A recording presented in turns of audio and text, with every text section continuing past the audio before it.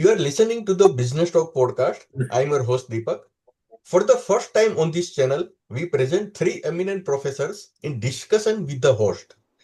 It's an honor and privilege to welcome Professor IKEGAMI Jusuke, Professor Harbir Singh, and Professor Michael Useem as our esteemed guests on today's episode. Professor IKEGAMI Jusuke, our first guest for today, serves as the professor and dean at Waseda University Business School. He began his career as an associate at Boston Consulting Group in Tokyo before moving on to Mars, Japan, where he worked as a brand manager. Subsequently, he took on the role of Director of New Business Development at SoftBank EC Holdings. Additionally, he has served on the boards of several international organizations, including Farm Network. His research focuses on corporate strategy, global management, new business development, and global leadership. Dr. Aikigami holds an MA in International Relations from the University of Canterbury, an MBA from Cambridge University's Judge Business School, and a doctorate of Business Administration from Hitotsubashi University, Japan.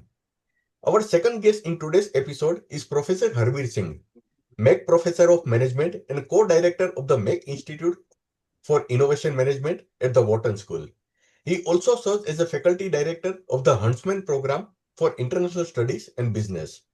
His research and teaching focus on strategic leadership, growth through alliances and acquisitions, and competitive strategy. A recognized scholar, he has received multiple awards for his research and teaching, including Academy of International Business Decade Award. Dr. Singh holds a PhD from the University of Michigan and has served as a visiting faculty member at London Business School, Bocconi University in Milan, and the University of St. Gallen in Switzerland. He is also a founding faculty member of the Indian School of Business. Additionally, he has delivered executive seminars on competitive advantage, globalization, acquisitions, and alliances for major companies such as IBM, Pfizer, Verizon, AT&T, and Daimler. Our third guest for today's episode is Professor Michael Useem, William and Jacqueline Egan Professorship of Management and Faculty Director of both the Wharton Leadership Center and Maclean Leadership Program at the Wharton School. He teaches MBA and Executive MBA courses focused on management and leadership and conducts leadership and governance program for executives across the United States, Asia, Europe, and Latin America. Dr. Useem is the author of numerous books and co-hosts the weekly program Leadership in Action on Sirius XM Business Radio. Dr. Useem earned his PhD and MA from Harvard University and his BS from the University of Michigan. In this episode, our distinguished guest offer compelling insight drawn from the groundbreaking book Resolute Japan, The Leaders Forging a Corporate Resurgence. So without further delay, let's welcome Professors Aikigami Jusuke, Harbir Singh, and Michael Useem to the podcast.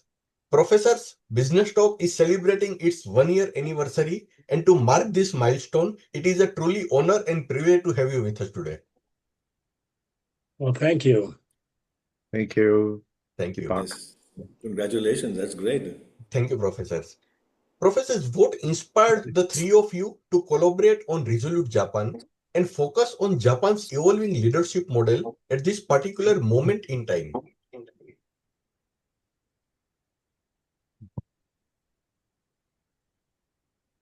So, JJ, would you like to start? Yeah. All right. Hello. This is Jusuke Ikegami, but please call me just JJ, 2J. That is fine. Okay. Yeah. So thank you very much. Firstly, to invite us to this great occasion. And so currently I'm from Japan. Okay, Japan, Tokyo. I'm very happy to join the session. So our co-authoring book, Resolute Japan, by the way, is currently firstly published in English through Wharton Press, and then currently in translation process in the Japanese version. Interestingly, this is a book for Japan, but they initially published in English outside Japan, and then now we import into Japan. But why we start studying this is quite the outside-in perspectives. Why outside-in is before we start this research on the Resolute Japan, at the very beginning, then the code name of this project was the Japan Way. the background is actually inspired by from me, why I say outside in is inspired by my co-author, Professor Michael Useem and then Harbir Singh. Okay, so initially they did the leadership research in US, and then they conducted the similar format research in India. Okay, they conducted the top leader interview in India and then start India Way, publish India Way, and then they also conducted a similar top leader research in China and then published Fortune Bakers. Okay. And then actually I supported the translation into Japanese version. And then so first that come outside in first, right? I thought this kind of research works pretty well. Other outside in is the performance of the Japanese stock market and then also corporate say sales and then profit. So as being in Japan, I was a little bit skeptical on the leadership of Japan. Okay, so in general, we have a little bit pessimistic nature to look at our own behaviors. However, yeah, when Mike and then Harbir saw the performance of Japanese companies, as you may know, we once recorded one of the record high stock price at the end of a bubble era, what we call in late 1980s to early 1990s. After that, the bubble collapsed, and then we say describe something like a lost decades, lost 2 decades, nearly lost 3 decades. So in general, including me, the many Japanese scholars and maybe business persons lost confidence. So we've been pessimistic. But Mike and Harbir has been involved some executive programs to Japanese companies, and also they look at the performance. So they thought, "Hi, JJ, maybe there is something going on in Japan." By the way, at the very beginning, we didn't expect we could find such a new interesting findings which could be applied outside Japan. But that trigger. So it comes outside in. Okay. And then so that's the first trigger. Okay. And then we started. We agreed to apply some similar format what the Mike and Harbir conducted in China, no, India and China to Japan. So that the kind of starting point. Yeah. Yeah. So Mike, Harbir, I would just yeah. add. Sorry, please, JJ, go ahead. Yeah, but please add on. No. You were still continuing, so please go ahead. All right. Okay. Yeah. And then so through that, basically I managed to arrange the interviews. The good point is I've been the head of the executive programs in Waseda University. We are the #1 university, the business, maybe top university in Japan, and then also #1 business school as well here in Japan. So we have quite a lot of contact with the top leaders. So for the first maybe 1/3 or half of the interviews were through our own network. Yeah, mainly and something kind of direct contact from my network, something like what I'm teaching. So at the very beginning, I knew somehow how they are behaving. Okay. The interesting thing is after we reach to certain numbers of interviews, then it gets easier to make an appointment with some top leaders, which we did not have a contact.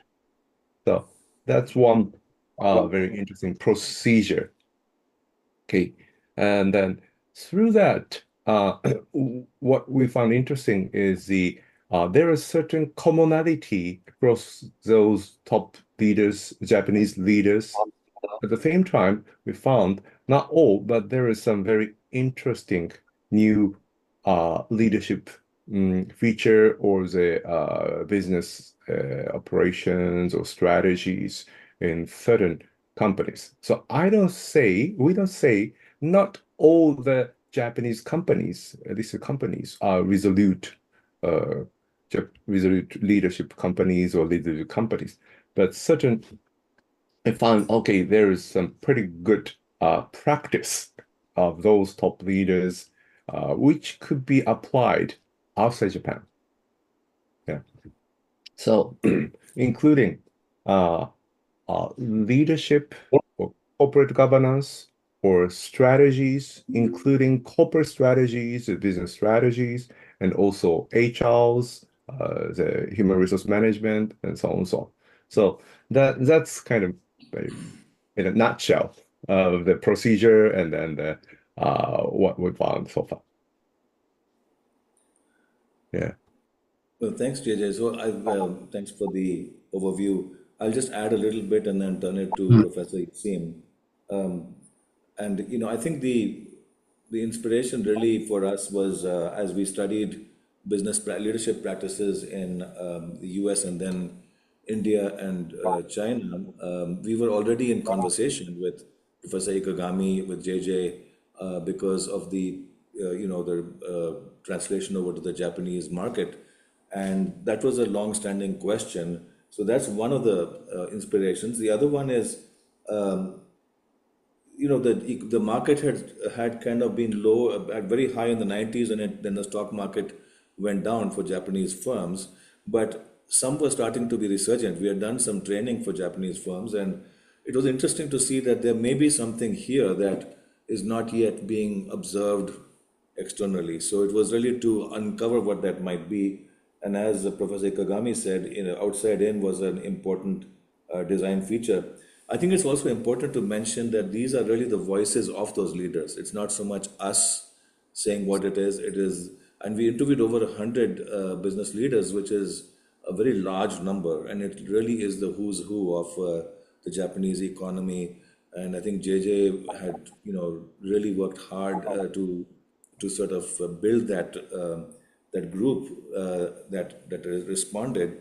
Just for reference, many leadership books have a lot of quotations and secondary data, but getting primary data from leaders is hard.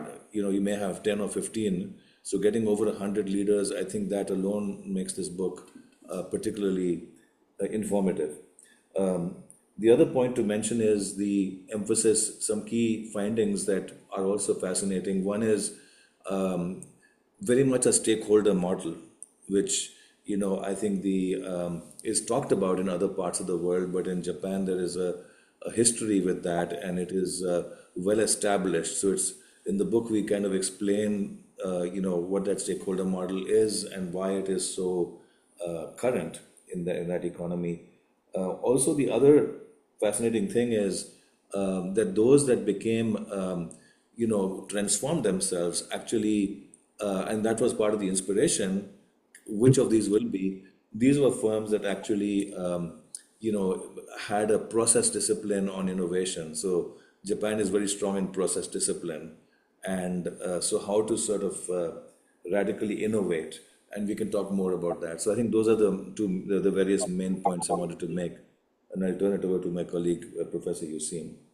Well, thank you, Harbir and JJ and Deepak. Thank you again for having us on your program. And I'm going to just add a personal note, and then we'll get into a more general discussion about the new Resolute Japanese leadership model. But here's the personal note. One of my teachers, when I was a doctoral student, was a sociologist named Ezra Vogel, Vogel, and he wrote at that time what became a very famous book. It sold extremely well in Japan, but also in the US. And the book's title was Japan is Number One. And if we go back about 35 years, indeed, when it came to business, Japan was number one. The growth was extraordinary. Companies like Toyota were beginning to sell cars on a par with General Motors. And in general, the companies whose names we know, Panasonic, Hitachi, and so on, were extremely successful, so successful that Ezra Vogel's book became a bestseller as people wanted to know what was happening in Japan that business leaders in other countries, Germany, the US, Brazil, and so on, might emulate. But then the deluge, I would put it, somewhere about 35 years ago, the performance and success of these great Japanese companies, certainly worldwide, seemed to go off a cliff. And in Japan, there's a period known as the lost decade, which is actually a couple decades when Japanese business was in retreat.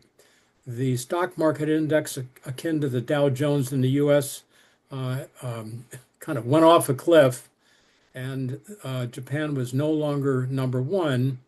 And increasingly, the US and some European countries were coming to the fore. That all said, and Harbir alluded to this, in the last several years, the Japanese main stock index has come back dramatically. In fact, it's back to where it was 35 years ago. It's risen more quickly than the index here in the US. I'm sure it's risen more quickly than the index in India. And because of that, if Japan was number one, it was no longer number one for several lost decades. It is on its way back to being among the top performing business communities in the world. And going back to what JJ said was our originating kind of collaborative thought as we came together, we thought we better think about this. In fact, if we can document it and explain it, we would be doing a service to business leaders everywhere as they can learn, we believe, from what large Japanese companies have done to stage the comeback. Thus, our focus is on trying to understand the new management models and new methods of getting the job done by, as Harbir said, going directly to those who have made the difference. That is the chief executives, sometimes the board chairs of Japan's great companies. So with that, Deepak, back to you. Thank you so much. Very insightful. Professors, you interviewed over 100 top executives from some of Japan's most iconic companies. What surprised you most during those conversations? And were there any common leadership traits or strategies that stood out across industries? Yeah, Professor JJ, your mic is mute. Sorry. Thank you. That's a great question. So, in short, what was surprising is that quite a lot of top leaders, I would say, conjuncting or making a great high-level balance of several items, which looks trade-off relationship at the glance. Okay, one good example is those resolute leaders have a very good balance of the paying attention to the social responsibility on the left-hand side, was a corporate governance, and then right-hand side shows a very tough decisiveness, what we call the resolute decision. Those both at the same time. So traditionally, Japanese leaders have a tendency to pay attention not only on their business performance, sales or profit, but also for the stability of the society, including the guarantee of the employment. Okay, so that is and also paying attention for the quality. So this side has been the background of a Japanese social stability, and then also very comfortable daily life, and then safety, and so on. So many, actually, it is a kind of air for us. But when we welcome some non-Japanese visitors, they are quite surprised to see how the society are not divided, right? Very, very close. And then how safe the street are even during the nighttime, or so, and very efficient and convenient and then polite. So this is the left-hand side. I think this is covered, supported quite a lot by the corporate behavior. They pay attention for the security of the employment, and also including the treatment of the employees, and that this is mainly by the large companies, but there is a K-REITs. K-REITs is a corporate network, group network, and then some medium-sized, small-sized companies are also treated like a large family. of their companies. So this kind of relationship supported the stability.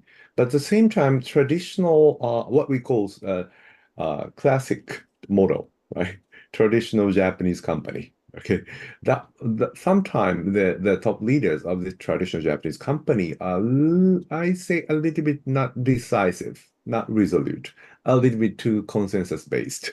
Okay, so it takes a long time, and then if they feel the needs of transformation, they not so well determined to execute, make a decision, and also execute the transformation necessary for the company to regain the competitiveness. But the resolute leaders has a great balance of these. Also, this left-hand side, they're paying attention to the stability left-hand side, but also very decisive. Yeah, or was so to make sometimes a very tough decision or some risky decision at the glance. So these balance is something very kind of surprising, and then also common across those resolute leaders. That's first thing. Actually, there are many things. Maybe I may shift. I may hand over to Habib or Mike. Yes, so just to pick that up, and thanks, JJ. I think it's fascinating in the sense, I think it's a very good question about what was the biggest surprise. So the biggest surprise really was that many Japanese firms had been, held back by stakeholder pressures. That unions don't allow layoffs. It's kind of consensus-based decision making.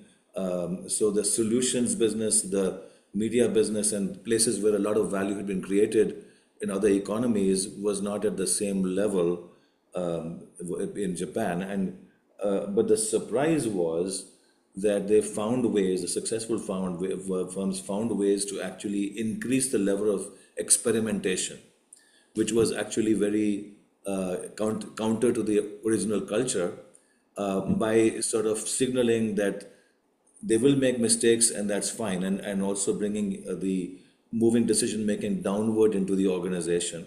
That was the other thing. But what's very interesting to me is that they maintained the long-term orientation, which was a real strength. So in Japan, for example, we were it's interesting to see interview answers that long-term could be 10 years, it could be 15 years, it could even be longer than that. So then the last point there is that it required patience and persistence to get the new businesses set up.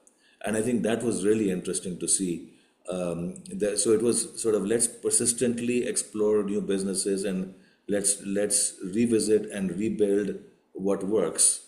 And that's where the process discipline on exploration, I think, was kind of a really interesting feature. And by the way, many of the highly successful companies are B2B for that reason, because they have kind of industrial clients, and they're offering solutions like energy and batteries for cars and all that.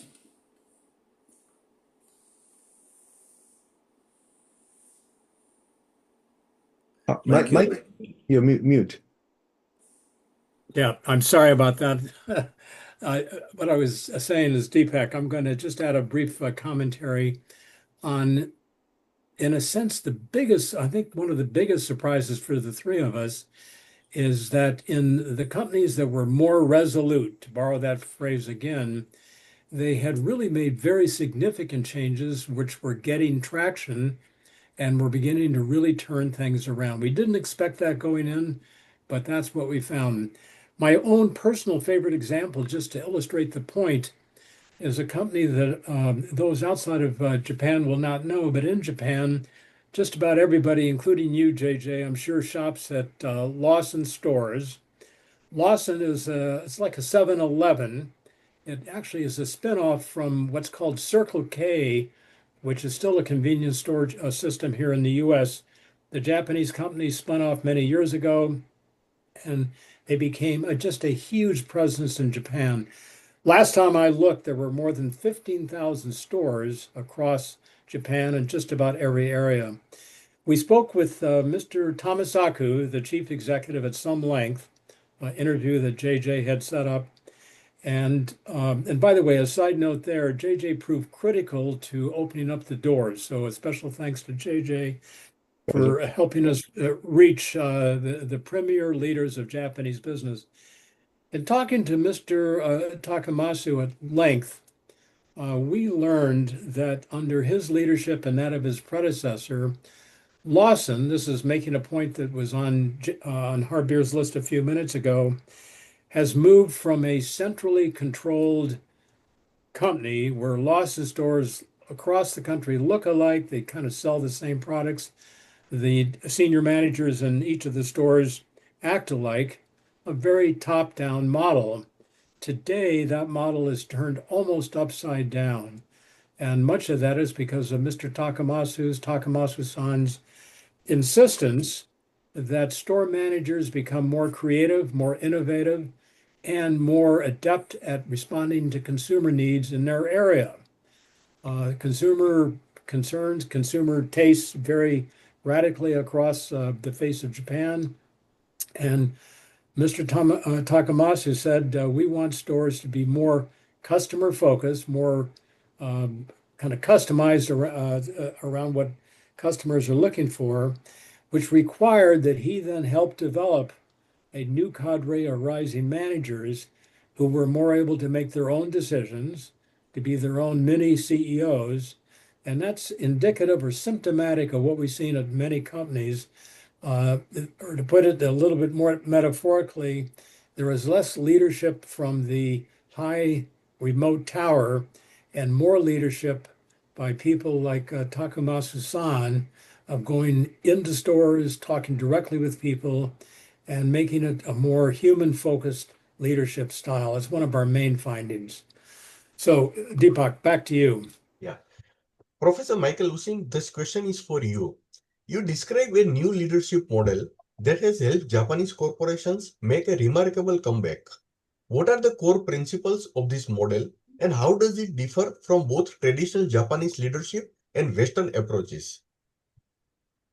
The traditional Japanese leadership is always in the background of our thinking. And of course, we had to give some thought to that. We had to learn about that. JJ is an expert on it.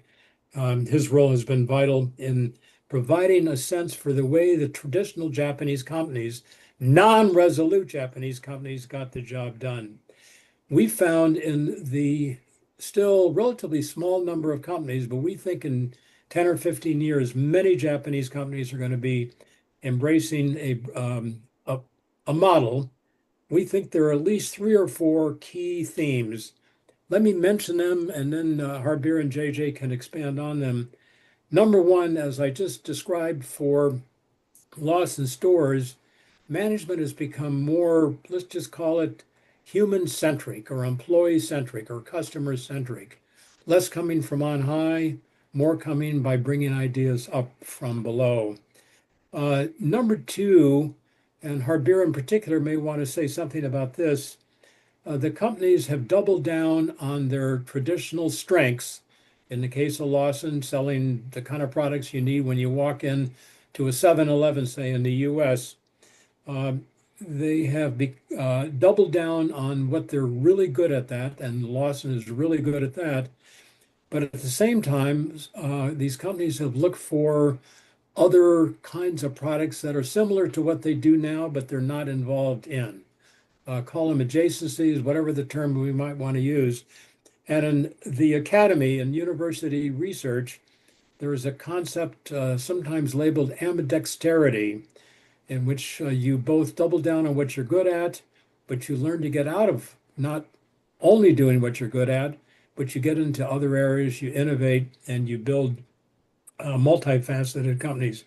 We saw that, number two. Number three, one of the most amazing or striking differences between traditional Japanese management and what we see in the US is, in the latter case, shareholder value, total shareholder return, is really, really important. It's how top executives are compensated, and it's kind of the coin of the realm. In Japan, it is the opposite. It's a stakeholder model. Lots of surveys have been done on this. We found this from our interviews as well. If you're a mid to senior manager in Japan, you're concerned about creating shareholder value, but not only that, you're concerned about customer value, you're concerned about the community, you worry about your supply chains. In the US, we tend to call this stakeholder capitalism. There's a big debate about that. The American Business Roundtable has been pushing for more stakeholder capitalism. And what is remarkable, it's really a model for the world, is the emergence of multi-stakeholder thinking as maybe the third main theme that came out of our effort to understand what Resolute Japan was all about.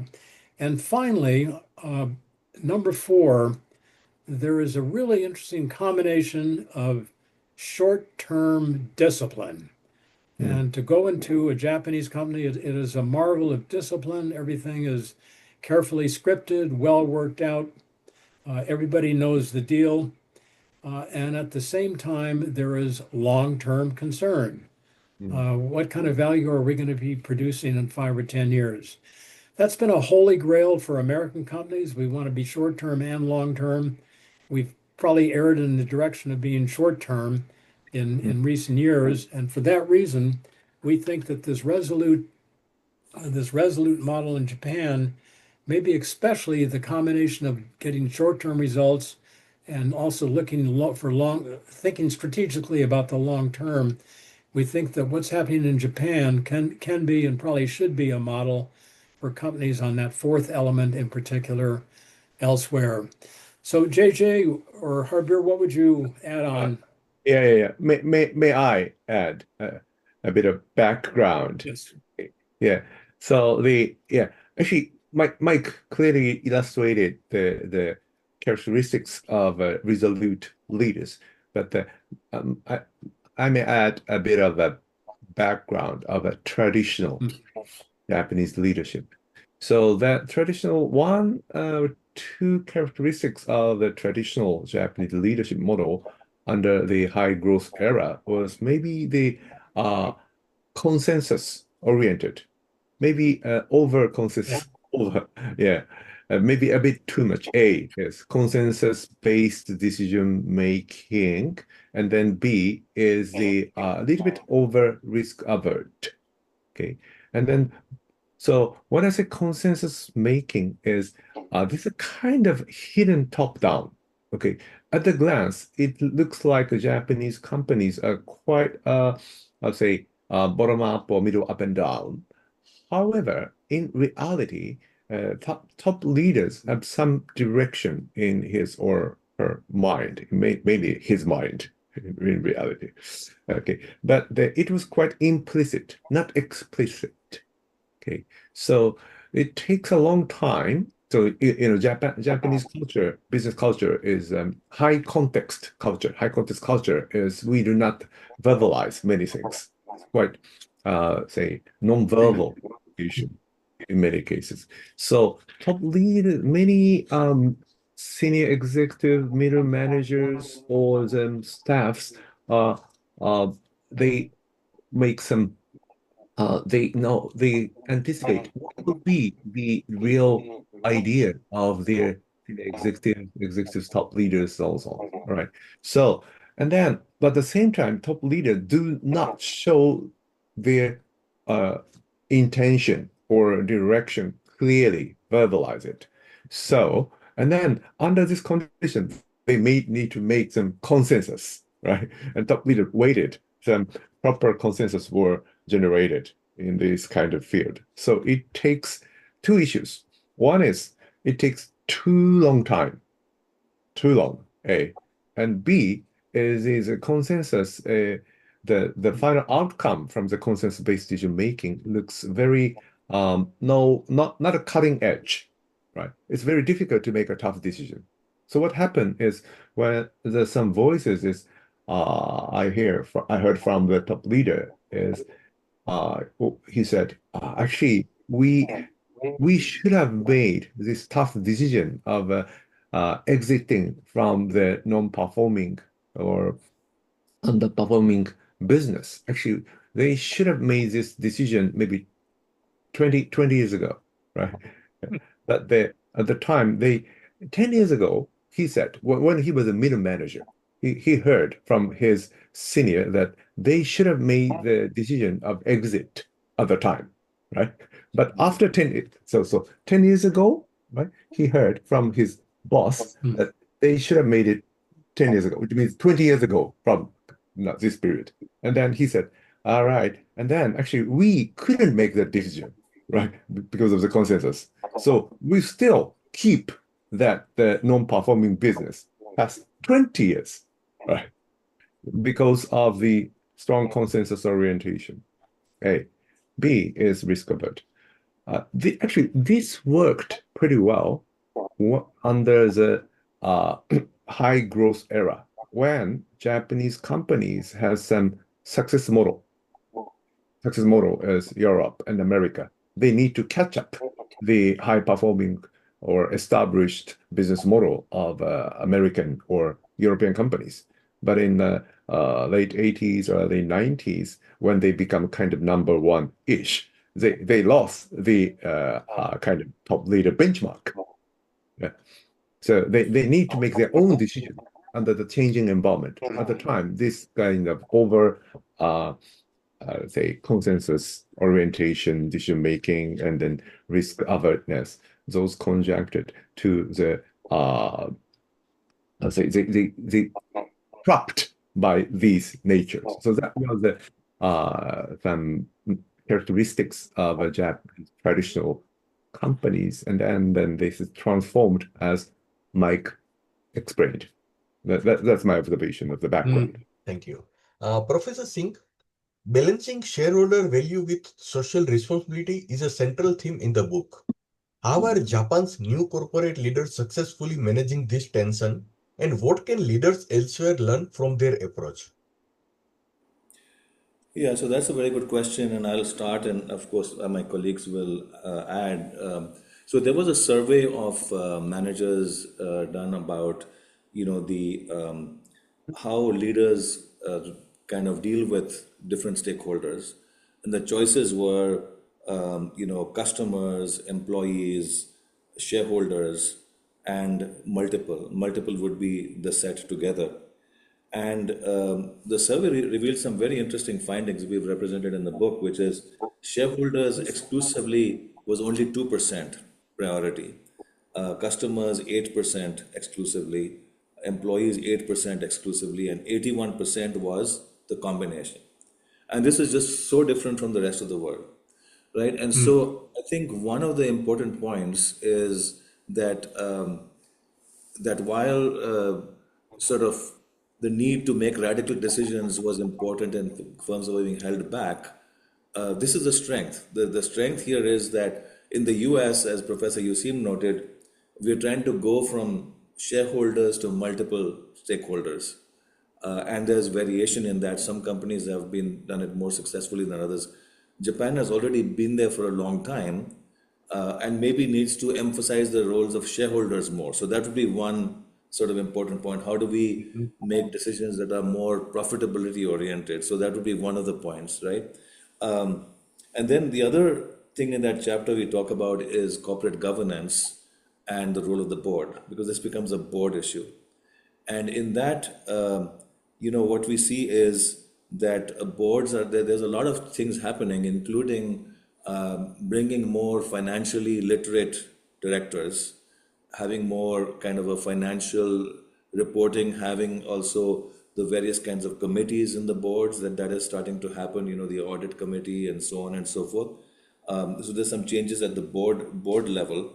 And overall, if you go to what JJ was saying earlier, the context of being kind of caught in these industries where change had not been happening, if we take that as a base, I'll give you an example of a company that really made very radical change and was very successful. It was a company called Asahi Glass, which was number one in the world in glass. I mean, literally number one in volume and in quality, not just glass, but LCD panels, these cables that are glass based, and so on, which had given them tremendous success. But over time, with the rise of China and so on, those margins became very, very tight. So it's no longer feasible to make money on, despite being dominant in glass. So Mr. Takayo Shimamura, who was the CEO, he kind of announced that, we have to develop new businesses. And so he kind of moved from glass to materials, and materials included, things like electronics, mobility material, also life sciences, completely different materials. And he said, I'm going to give a long cycle for us to develop, and it's okay to not, for it not to work. But he also said there'll be a process, and the process was markets, incubation, and transfer. So there's a process. And over time, actually, they were able to shift a lot of their focus onto these new materials, including electronics, sciences, and mobility. And they renamed the company AGC Incorporated. And so, what Professor Useem was saying earlier, the balance between exploiting assets and exploring new assets, right? And I think the successful Japanese firms have kind of enhanced the level of exploration. And going back to governance, the board needs to also push for that. If the board keeps saying it's fine to work in these industries and historically we are here, then those are not the resolute firms. And the word resolute really is about a long-term orientation, but also resolute in pursuing new businesses and transforming the firm. So I'll just pause over there and give it to my colleagues. Yes, Professor JJ. That's great. So, regarding, yes, it is true. So regarding the corporate governance, say, first one, okay, that's a great. It's not easy to have a good balance, take care of all the stakeholders, including the shareholders, on top of employees, and then the customers, and then business partners, and even sometimes their society, local society. Okay, so the interesting is how these Japanese companies, the Resolute leaders, are trying to keep the optimal balance of these are by the cyclical style. So some of them said if they want to make a great product or service, they need to make their employee happy. If their employee happy, they could make them very good product or service and make the customers happy. Yeah. And then the customers, if the customers are happy, they may have a high performance. And then if they realize the high performance continuously, the share price may goes up. And then that may also make the shareholders, right, the market happy. And then if the market happy, they have more resource and the room to make their business partners happy, right? And then if their employees, customers, and then market, and then their business partners are happy, they could make the local society happy. Yeah. So this kind of a circular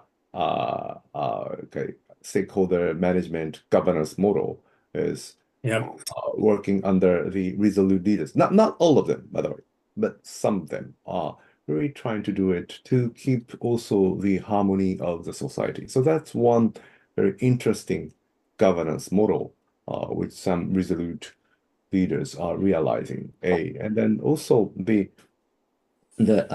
what Harbir mentioned as the ambidexterity of those top leaders, Resolute leaders. One example is, of course, AGC, and then they really pay attention to the organization. So one interesting feature, I think, is, I don't know well about the American situation, but they probably outside Japan, when they want to do some ambidexterity, those who are exploiting existing business and then exploring new business opportunity are maybe different person, or not the existing person, employee of the company, but the most of Japanese company leverage the existing human resource, existing employees to both, of course, exploiting existing business, but also exploring new business opportunity. So of course there's pros and cons. Okay, probably it's maybe quicker to utilize the external people, new people or outside resource for the exploration. Okay, it's a little bit tough to pronounce exploration, but it take a little bit longer time for Japanese company to explore the new business opportunity by existing people. But the benefit is they could leverage their hidden resources. They need to reinterpret their own resource and then leverage these to the new opportunity by using their existing employee. So the Shimamura-san, the AGC, is really utilizing their existing resource, of course, technical resource, customer resources, or their trust resource, the corporate trust, so on and so on. So this is one, I think, is interesting characteristics of Japanese companies for when they utilize this ambidextrity strategy. And Deepak, I'm just going to quickly Sure. add, and I know we're almost out of time here, that this kind of almost quiet revolution among the more resolute Japanese companies, it's a lot about what's happening inside, how the top executives work with people in the field, how the strategy people think through what the company ought to be doing. But it's also a transformation at the top, and in particular in the boardroom. It's not hugely dramatic, but it's quite significant. For example, in the US, if we go to the Standard & Poor's 500 largest companies, about 90% of the directors are non-executive directors. They're independent directors, which is an indirect way of saying there's a huge emphasis on shareholder value, as is promoted by non-executive directors when they come onto a board, required by law and listing requirements, among other things. In Japan, historically, most directors were insiders. Take Sony, for example. If you go back about 20 years, the Sony board was 90% insiders, that is, top executives on the board. Today, it's completely the opposite, symptomatic of the fact that in the revolution, if I can use that term, it's been not only in management, it's also been at the top of the firm in the board.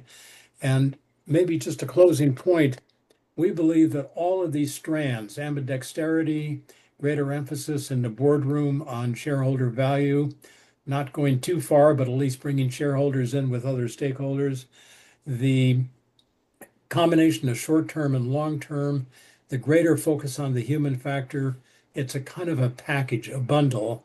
And we think that together that bundle is making a difference. Hmm.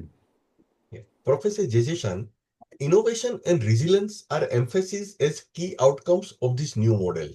Could you share specific examples from companies like Hitachi or Nissan that illustrate how this transformation plays out in practice? Yeah, thank you. Maybe I pull some example from what Mike said is a Sony.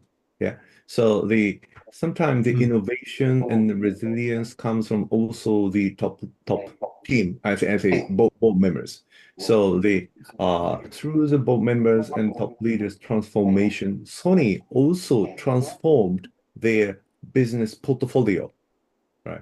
So in short, at the late 90s, 97, 8, 9, anyway, before 2000, nearly 70% of their business portfolio sales is coming from electronics, audio, video, TV, and devices. Okay. And then the game or music is maybe 20% or something.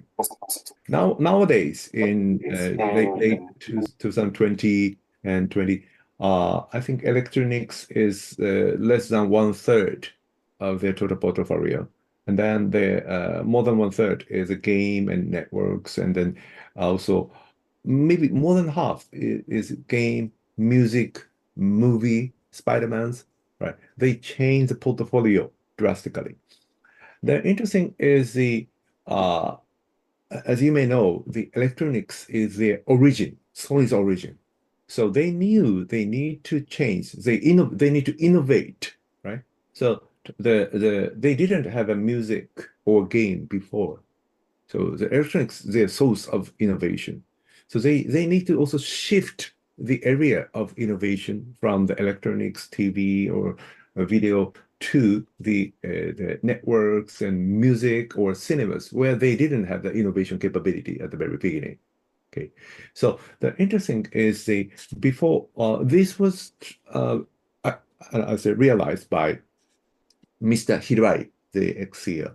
So before Hirai, the previous CEO wanted to revitalize Sony by revitalizing electronics. So at the time, that previous CEO of Hirai-san was very popular among employee and also alumni of Sony. Okay, so yeah. But when Mr. Hirai came, and then he said, "Oh, he need to shift the portfolio and then shift the source of innovation, and then apply the innovation capability to not to the electronics, the origin, to the totally new area, actually including finance, Sony Life and Sony Bank and so on, so on. So there's a huge, I say, friction, or I'll say anti opinion. So not totally the consensus. So it was very difficult for him to get the consensus on it. So that's kind of well, I think this is a very interesting example of innovation led by whole business portfolio innovation, and also the shift of their innovation capability to the new area. And then they generated totally new business. And then that was led by the CEO, who are not popular at all at the very beginning. And then this was conducted under the I'll say real transformation of the board structure. Yeah. So Sony changed the board structure itself at the very early stage, maybe early 2000s. But the reality, it at a glance, so the number of people changed, but the real decision-making style or what they discuss were not changed at the time. But Hirai changed in reality of the board, the meaning of the board, so that they can transform this, even though his direction was not popular at all from the employee or alumni. So I think this is a very interesting case. Yeah. Professors, And then my he shows last... the resilience Sure, sorry. toward the anti-feeling. So that's one example. Professors, my last question for all three of you. What lessons from Resolute Japan do you think are most relevant for business leaders in the West, especially those grappling with rapid technological change, geopolitical uncertainty, and rising stakeholder expectations? Shall I? Okay. So it may be interesting to keep the Sony's example continuously. So actually, when we asked the same question to Mr. Hirai, the Sony CEO, what he emphasizes is in Japanese term, what we call ningen-ryoku. Ningen-ryoku is a kind of human power, kind of charm, real charm as a person, not as a position. So he said the top leaders should lead the people not by the position of being he or she is a CEO or the senior executive, but by the one human being with a charm. So traditionally, the Japanese top leaders, I say, they are quiet but quite distanced from the field. Nowadays, these top leaders like Hirai-san will go down to what we call gemba. Gemba is a field, right? And then keep the distance more close, listen to them. At the same time, of course, he should react, and then also decisive. Okay, listen to them, but not making consensus. But listen and then make a decision, tough decision. So that in order to do it, he said he need what they call ningen-ryoku, as a charm as a human being. And then that I think is workable outside Japan. Professor Singh? Yes, I would just add. I think Professor Ikegami has already summarized some very important issues. What I would say is that the dominant model that people look to for management comes from the West. And I think now with the rise of so many economies, people are looking much more globally at different models, and certainly Japan with the resurgence is one to look at. And I would say three things. Number one is really the emphasis on balance between stakeholders. I think that's all societies need that, because you cannot just have the shareholder orientation. The world is becoming a lot more complex, so it's a place to look at on how this has been done. A second issue is really what Professor Ikegami, so the idea of Gemba, which is actually a very strong concept. It is more kind of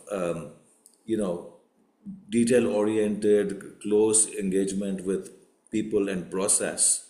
And I think this is the modern version of that. It's not the older kind of process discipline. It's much more a modern version of, the strong management practices, the link operations to strategy. The third one is really about sort of transforming while retaining the resources. I think many companies struggle with, if we shut down these businesses, a lot of people lose their jobs. When we hire new people, maybe it works and maybe it doesn't work.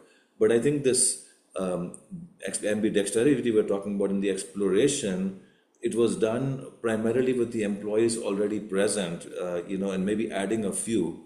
And that's very different from other companies. And that's why I said it is typically B2B and a longer term transformation, but it requires persistence. So I think that's something that is really transferable. And Sony is an example, Asahi Glass is an example, Panasonic is an example. Panasonic has gone from electronics to car batteries and energy and so on, because electronics is no longer giving the margins. And Deepak, I would just add by way of closing to what my colleagues have so well described. To make it very personal, I went to a conference quite some time ago. It included a number of people from industry and also from universities concerned with the rise of Japan as a number one business force in the world, and it was for a period. And at the end of the conference, this is what I want to play off. One of the people from industry, a very senior VP at a huge manufacturing firm, said, our agenda here has been to try to understand what we can borrow and learn from Japan so that the US can restore its place as a number one as well. And he said he's kind of given up in finding a solution to that particular dilemma. And he would propose, if we can't emulate Japan, or that is, we can't borrow what they're doing, maybe we should export some of our shortcomings to Japan and bring them down, which is kind of a cute way to put it, but completely misdirected in that we all want to succeed wherever we're located. And turning that upside down now, I think this is a really good time for those who are running even nonprofit organizations to take a look at the Resolute companies in Japan who have been inventing the way forward in a way that the West, I think, can learn about. And the two pieces I'd especially emphasize, just mentioned by my good colleagues and friends here, are first of all, balancing the interest of various stakeholders. U.S. has been extremely shareholder value focused. I think we've overdone it. And you can learn how companies can be very successful in balancing and including many stakeholders by turning to Japan. And then number two, a reference has been made to Gemba, coming to understand what really happens, what really adds value. Japanese firms have become really excellent at that. That's partly why Toyota is the number one maker of automobiles in the world. They have an extremely good ability to understand what's happening where cars are made, how they can improve it. I think that those who are responsible for enterprise anywhere can make a useful trip to Japan to take a look at lots of companies, maybe especially the Resolute companies that we've identified in this book. Thank you, Professors IKEGAMI Jusuke, Harbir Singh, and Michael Useem for joining us on today's episode. It has truly been an honor and privilege to host you. Your insights from Resolute Japan and the emerging leadership model that is transforming Japan's corporate landscape have been both enlightening and inspiring. We are deeply grateful for the time, thought, and expertise each of you has shared with us. On behalf of our listeners, thank you once again for being with us today. Thank you so much. Thank you very much. Thank you, Deepak, and Thank congratulations you. on Thank your you. anniversary. Thank you. Thank you, professors.